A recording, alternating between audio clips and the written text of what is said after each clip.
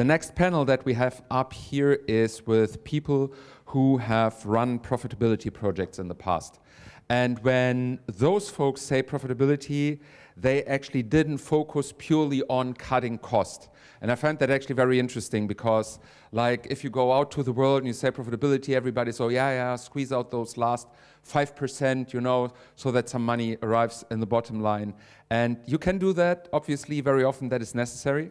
But we also see quite a lot that there isn't only growth and throwing money out of the window and take growth at all cost, or like reducing the cost on the way, but they have to and I think to a different degree and with different methodologies, run profitability projects where you also work on the top line and make sure that you do it in a way that some bottom line actually arrives. So we have Vanessa here, the CEO of the Lucom Group. Very impressive CV overall. Check her out on LinkedIn. It's there's Esprit, and there are a number of big companies. Very esteemed CEO. Giorgio from Casavo. Do you still say startup, scale up? Scale up. Scale up, definitely large enough for that. Coming here from Milano today, we have Arash here from Cru. Cru is I always say, visit a doctor on the telephone. That is probably not at all the right way to say it. So don't tell anybody. We used to say it like that. Yeah, we used to say it like that. Unicorn from Sweden, and our very own director for within our digital consulting team, Julian, is leading the discussion. I hope you enjoyed very much. Thank you, Rainer. And maybe, Valentina, you can go to the next slide so that people see our faces and our names. Perfect. And Rainer already gave a little introduction into who we are, what we're doing. But I think before we dive right into the discussion, we have a couple of questions. So I think it's going to be a very insightful talk for everyone. But before we do that, because we have different companies, different people, different backgrounds, different stories, before we dive into the actual content, let's do a quick introductory round so that everyone knows who's sitting here, what people are talking about, and then we start with the questions.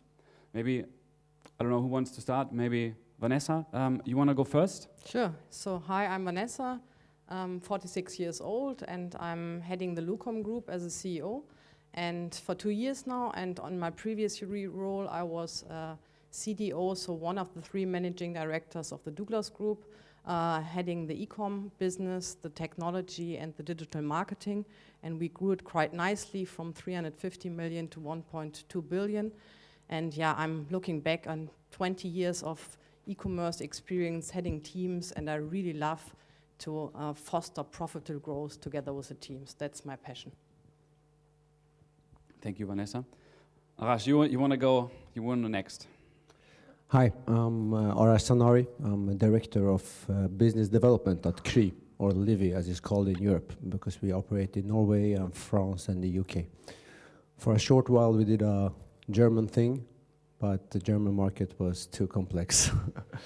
I'm a physician, I'm an author, and started getting interested in CRI when they arrived at the scene 8 years ago. They were doing digital healthcare, which was considered an impossibility at the time. The headlines in Sweden were murder. There was just killing people, there's bodies on the streets, and this is an impossible thing to do. Healthcare can only 100% be done sitting with the patient in front of you.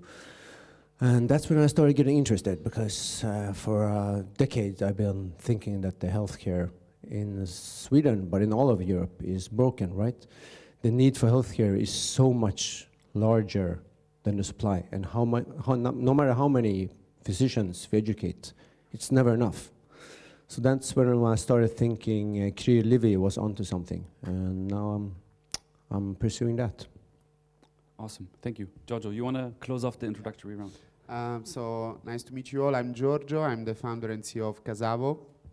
Casavo, it's a PropTech scale-up. So we built a residential marketplace to help people sell and buy homes, plus providing integrated services for home sellers and home buyers, starting from Italy and then expanded to Spain and France.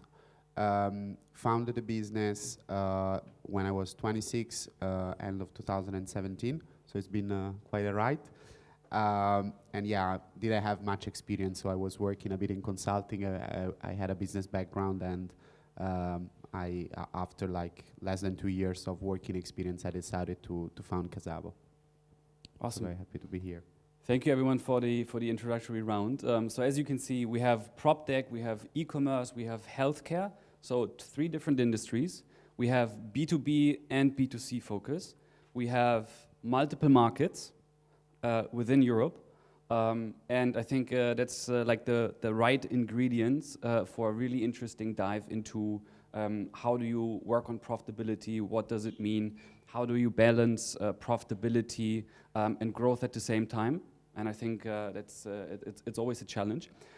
So let's start maybe with like the first question into the direction of what does profitability actually mean for you, in the context of the market you operate in, the company you work with. What does it mean, profitability? And maybe again, Vanessa, let's go with you first, and then here Arash and Sure. Giorgio. Maybe 10 seconds the background of the Lucom Group, because the name is not so familiar. So we are the leading platform for lighting in Europe, consisting of 4 companies. I think most of you know probably Lampenwelt. That's the biggest company of our unit, and we are operating in the e-commerce lighting market, and we are market leader. So we are generating roughly 400 million turnover this year. We are pretty profitable for a pure player, and of course we are striving for more, and that's why I'm sitting here. And yeah, we are a purely European player with more than 60% outside of Germany. And when it comes to our market, I mean, the market is tough, you all know this. The e-com market is more or less flat in Germany. And on top of that, we have the construction crisis, also in Germany and also in some other European countries. But nevertheless, we are growing high single digit to low double digit this year. And we still have a very decent, or we have a decent profitability. Our goal is to increase our growth to more than double digit. And also to increase our profitability. And on top of that, we want to be self-funding. So these are all the goals. And how do we want to achieve that? With a clear strategy, really communicating to everybody. When I joined Douglas, e-commerce was not even part of the company strategy, frankly speaking. So we changed that immediately. And when I arrived at the Lucom Group, also there was no clear strategy in place. And that's something we have changed. And within the strategy, we have cost measures, of course, but on top of that, we have profitable growth measures. And that's what we are executing right now. Awesome, thank you. And I think we're going to dive deeper into like some of the examples. I mean, after all, it's the knowledge conference. So like when we're done today, you should all walk out of here with like some knowledge that you've gained. So I hope we can hear like 1 or 2 examples that went well, and also some examples that didn't go so well. But before I get into that, maybe Arash, do you want to continue and tell the audience a little bit more, like what does profitability means for you, and in the context of Cru? Yeah, so our vision from the start was pretty singular. It was narrow-minded, right? So our assumption is that healthcare doesn't really work because it's too costly in Europe. It's government subsidized healthcare, as many countries in Europe have. And the cost, I mean, when healthcare is expensive, it really becomes expensive. I mean, we're talking 10 times military budgets. We're talking up to 20% of GDP. And the problem is that all healthcare is connected to this face-to-face meeting. And that is impossible to scale, no matter how many. I mean, half the country can be healthcare workers, and it's almost impossible to get there. So our single-minded vision was that we can do this much more effectively, right? A single GP can list maybe 5 times as many patients if we just have a digital offload, that every benign case doesn't have to come in and sit in the chair and do this whole routine. And for order for that to succeed, we have to be super profitable. If we're super profitable, then we can scale it up, and then we can scale this up. Relatively small amount of physicians can take care of the whole population of people. That's what we started doing, and it took us a while to prove that concept, but now we have a model that really works. We have healthcare units in Sweden that have 40% EBITDA, which is unheard of in the healthcare market. I mean, it's utterly unheard of. So yeah, it took us 8 years to perfect that model, and now we're going to spread that gospel to everywhere. Awesome.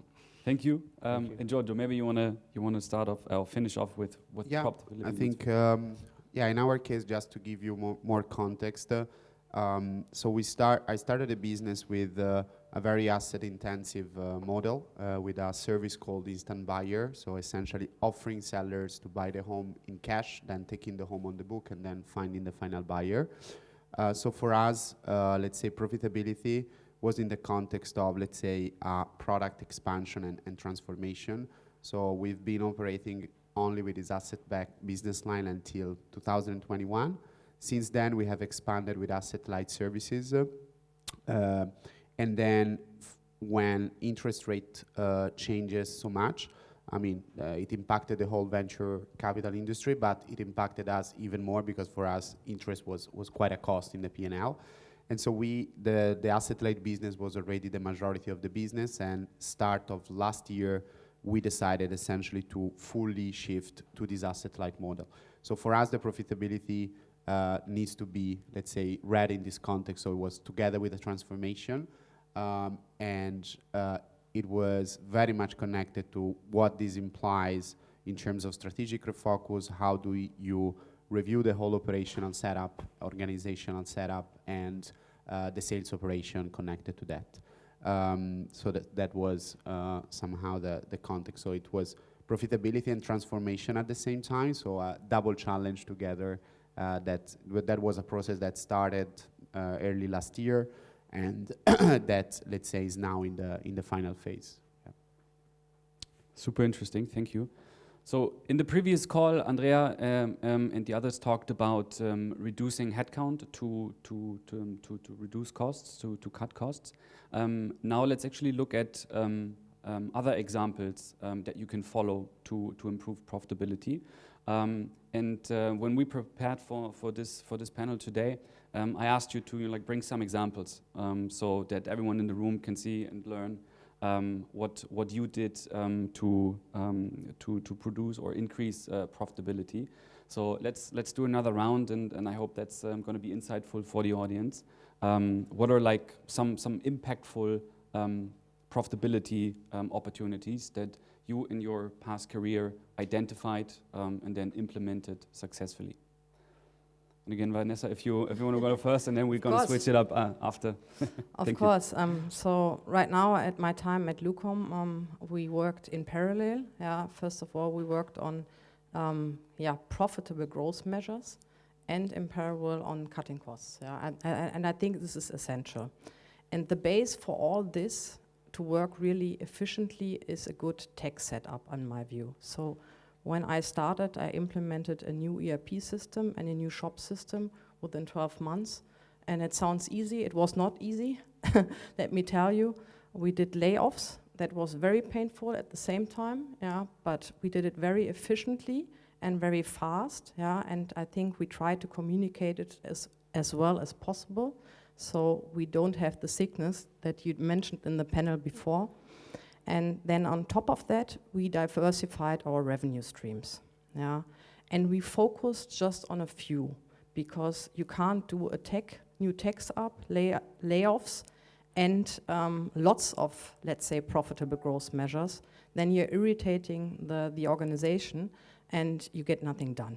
So we really focused only on 4, and I give you, let's say, 2 examples. So the one is, we said we want to grow internationally, so outside of the DACH region. I just mentioned, I would say in Europe, Germany is by far the most difficult market, I have to say, when it comes to consumer sentiment and also construction crisis. So we rolled out in the beginning of 2024, 10 additional countries. So we are active now in more than 30 countries, and this gives us, of course, lots of potential to grow outside of Germany. And furthermore, besides that, we worked a lot on the product, And when I talk about product, I don't mean the technical product in our case, I mean the lamps. Yeah? And there we have a sourcing office in Asia. We are working a lot with AI to really develop the product. And this makes it way more efficient than using, let's say, 20 to 30 designing those lamps, instead of there's just a handful of people doing it with the help of AI.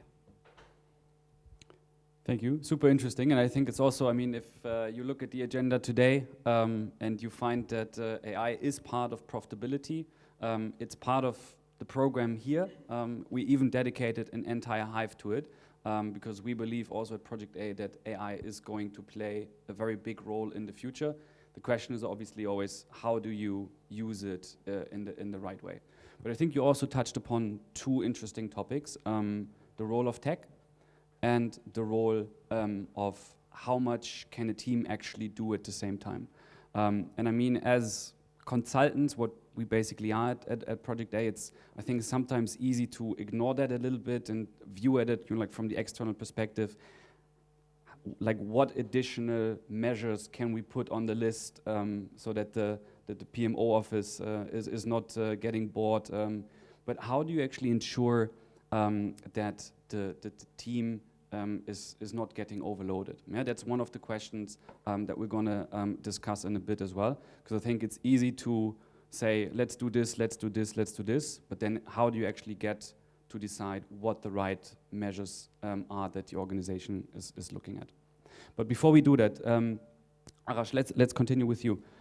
Maybe three important or successful learnings, measures that you conducted at CRU to improve profitability.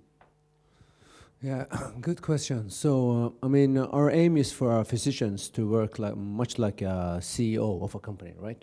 So instead, a CEO doesn't know everybody almost, but maybe they know my name in a company, maybe not even know. They don't make all the decisions. They don't interfere in every interaction, but they have the responsibility for everything that happens, right? So we want the healthcare providers to work the same way. They have to have the responsibility for all the patients. That can be a lot of patients, but they don't have to do everything. They can have other people doing that, people that are less resource intensive, less cost intensive. And our first aim to get there was to introduce good incentives. The government subsidized healthcare in Sweden have really no incentives. The wages were pretty good, decent, and there are no incentives beyond that. So we have a pretty unique model, at least for Northern Europe, where the physicians have great incentives to list 5 times as many patients, to work above and beyond to make sure they have all their best at heart, to do whatever is necessary to keep the economic output of the healthcare unit close at heart, to work with that. Usually physicians don't do that. In Sweden, they just care about the medical outcome. But now we're giving them all these incentives, and we made the incentive structure purposefully oblique. So it's a lot of medical outcomes in there too. It's not just take more patients, earn more money. That has been tried many times with somewhat not great results, right?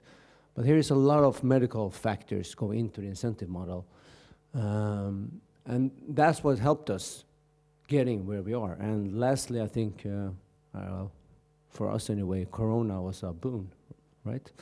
Because before Corona, this was impossible. This was heresy. This was killing people. Suddenly, we went from destroyers of the healthcare to saviors of the healthcare system. And everyone just applauded this model because now we're saving lives by the millions instead of destroying lives. So that proved more rapidly than we could imagine. That just proved our concept for us. And now I don't think any decent being can dispute that it's possible to do very high quality things online and healthcare online too.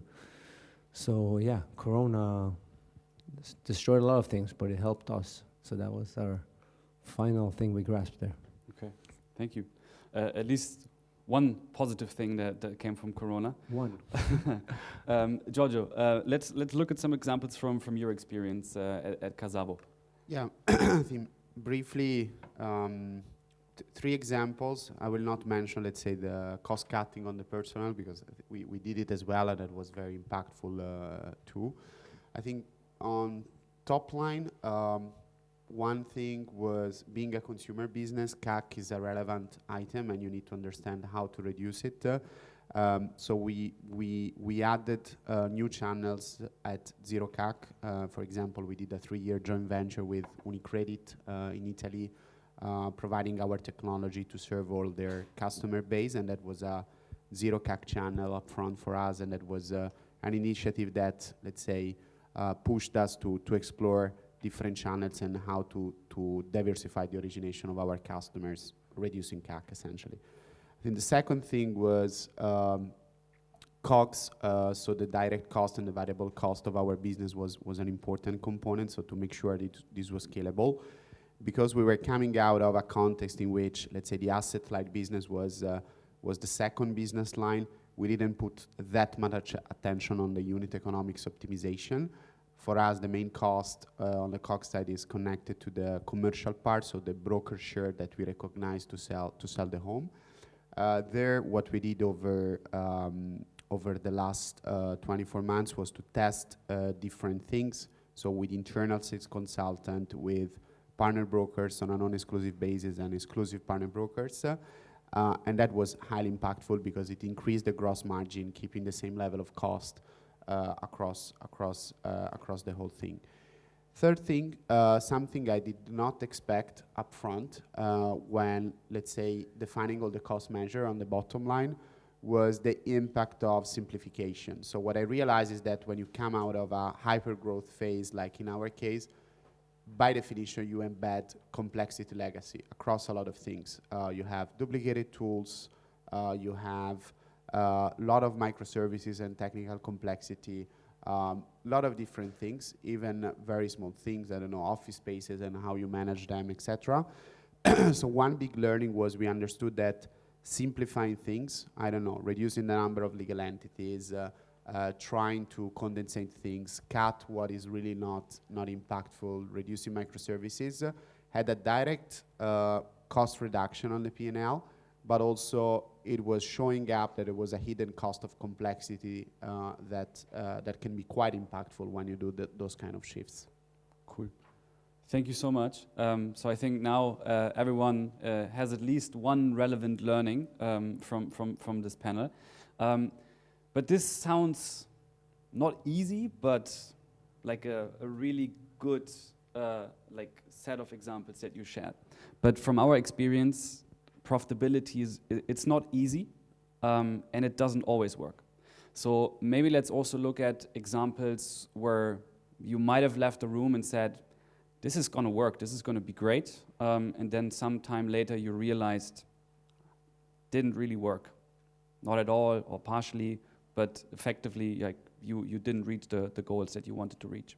And maybe let's also share like things that didn't work with the audience, because I think that's also a great learning opportunity. Maybe to switch up the order of answers a little bit now, Arash, do you want to kick it off? Well, if I start off by answering more generally, I think we learned sometimes the hard way that it's sometimes easier to solidify existing markets than to venture into new ones.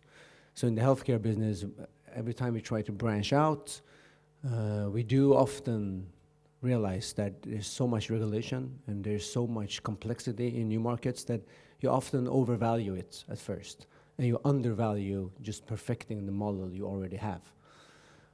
So that's a general just takeaway that's been growing on us more and more the last 2 or 3 years, that we always underestimate the markets we have, or always overestimate the markets we're not in, because you don't see the complexities when you're not there, right? And also, I would think a second example would be to try to capitalize on moving targets. So, for example, during the Corona, we did a very large investment in COVID testing. We developed the capacity for several 100,000 testings a week. That was potentially a great business opportunity, and the profitability calculations were huge, enormous. But the ground was so ever moving during that period that it never really panned out that way. And in the end, it was a lot of work for something that was profitable, but never the way we thought it would be. So our takeaway even there was consolidate what you have. Don't go after fast-moving targets, because no matter how much you calculate on the risk there, you never get it straight. You never get it right? So yeah, I think that's where we're at right now. Okay, so I understand, like, focus on what you're good at, and like don't chase after moving targets. Yeah, that are moving too perfect the fast. model. I think most company goes after new targets several years before they have perfected their own model. I think that's a mistake. Yeah. Okay. Cool. Giorgio, what do you think? I think the two big learning, there are many, but the two top of mind ones are, first, I mean, when you're applying profitability measures, especially cost-cutting measures, and you do it because also you want to reduce the dependency on external funding as much as possible, as we did, timing pressure is a big factor, and timing indeed is important. But what we realize is that you might take certain choices without having thoroughly understood the implications or have an operative plan to manage things after you have performed those actions. So for example, in our case, we were managing with the asset-backed business line 50 million of capex in renovation per year. It was huge. And so we had actually built a general contractor company just to service essentially this need. With 50 people, it was essentially a legal entity, a different company, but that was only servicing ourselves. And that was clearly not needed any longer. It was a huge cost. And so we decided to cut it off and to dispose, let's say, that kind of entity. But in the end, we had a lot of still kind of post-sale or renovation activities to be performed. And we didn't anticipate the complexity of that kind of phase out. So that was one thing. So really thinking about the implications and having continuity plan post taking those measures. The second part, I think, of the learnings, for me, it was really around the fact that certain measures that you are taking might entail, for example, outsourcing certain activities, which was great in certain cases, but at the same time, in other cases, when it was touching some of the core or the strategic companies of the company, then it had side effects. For example, there was a clear cost business case to outsource the customer support to manage all the buyer leads that we receive. But the cost, yes, the direct cost was much lower, but then what happened was that the kind of business generation activity we could extract from that channel was not leveraged any longer. We had to build a lot of layers to manage this call center and make sure that things were rightly performed, and in the end we are tracing it back. So I think that's another thing, that outsourcing looks great on paper on the cost side, and in a lot of cases makes sense. When it touches some of your core or strategic capabilities, it has downsides that needs to be priced indirectly in those kind of measures. Yeah. Thank you. Vanessa? Yeah, for me, most important, I think, doing or executing profitable growth measures and cost cutting in parallel. Because when you only focus on cost cutting, yeah, you're just downsizing the company, so which makes you unable to grow. And from my experience, then you're losing your best people, which brings you into a vicious negative circle. That's why I totally believe in always doing this in parallel. And secondly, I think when you do you implement cost measures and you define them, be 100% consequent. Yeah, I've worked in companies where there wasn't a managing director, yeah, and every year there was a cost cut. Yeah, probably most of you remember this as well. Yeah, and then everybody was laughing already about it because it came back, and the target was never executed 100%. When we set up cost measures, we reach it either 100 or with more than 100%, and this is key. Otherwise, nobody takes it seriously and nobody really implements it. Thank you, all three, for sharing some some examples and insight in that direction. Let's continue with a little bit of a different perspective. I mean, we us four are interested in profitability. I think also the audience is interested in profitability. Otherwise, they wouldn't be sitting here. But what about the people, the rest of the company that is then, in fact, like working on achieving profitability? I think it's one argument to make if your company is not profitable. I think then explaining why profitability is important is a bit of an easier explanation. But what are like those cases where you are profitable and people start asking, okay, but why do we push for even more profitability when we are already profitable? So I think like that all boils down to like how do you as leaders ensure that your team understands the need and the drivers behind why profitability is important for a company. And maybe Giorgio, let's start with you with this question. How do you do that as a leader? Yeah. So I belong to the first cluster, so maybe it's easier. So not profitable, and then you want to become profitable, essentially. For me, was a lot of internal communication, a lot of transparency, and making it a clear goal for the whole company, and constantly, let's say, repeating during every all-hands, where do we stand regarding this, how every team is contributing to it, what is working, what is not working. The only thing that, I mean, I realized that, yeah, maybe in this room, when you say, okay, you want to reach break-even on profitability, it pushes you and pushes me, my CFO, etc. That's not the case for everybody. So what we understood is that just express it, the concept in a financial way is not enough. I think what we have learned is first, you have to, understand, to let the people understand that it's a matter of sustainability for all the stakeholders, the investors, the providers, the employees, etc.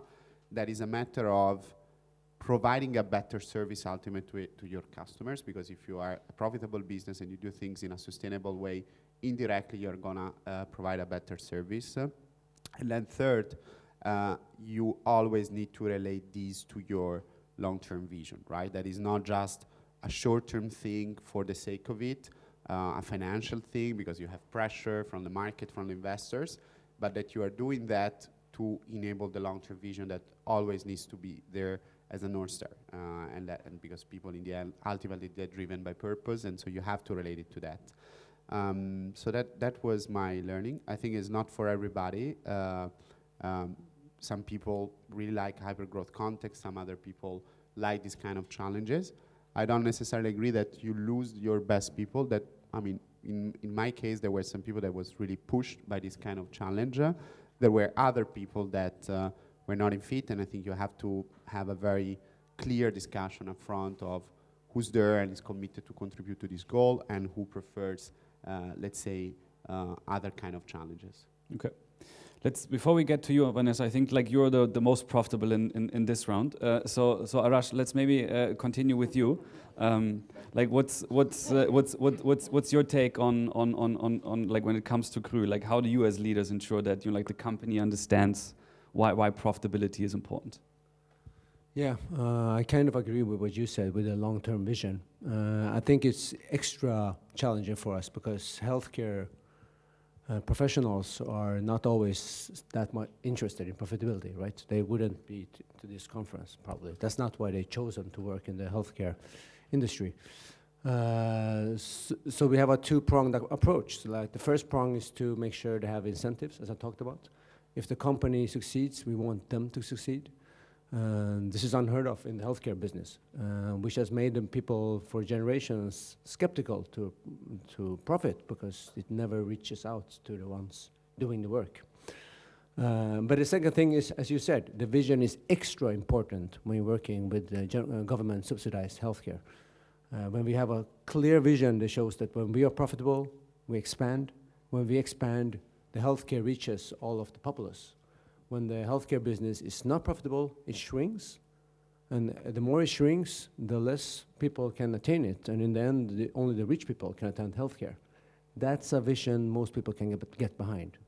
And if you lose sight of that vision, even for a minute, we lose our employees because then they don't follow anymore. So I think vision is always important, but doubly for us. Okay.